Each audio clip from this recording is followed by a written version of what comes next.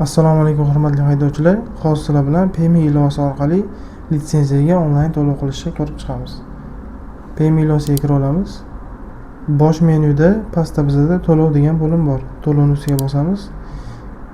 Pastroqqa tushganimizda mana bizda xizmatga to'lov degan joyi bor. Yana degan joyini bosamiz. Har xil bo'limlar ochiladi bu yerda bizda. Pastroqqa tushsak mana davlat xizmatlariga degan to'lov joyi bor. Yanani bosib ko'rsak bo'ladi. Mana birinchisi Adliya vazirligi davlat xizmatlari. Shu orqali topsak ham bo'ladi yoki bundan ham osonroq usuli bosh menyuda turgan holatimizda to'lovga o'tib, shundan ham izlash degan joyga davlat deb yozsak chiqish kerak. Mana bizda bu yerda chiqdi. Adliya vazirligi davlat xizmatlari.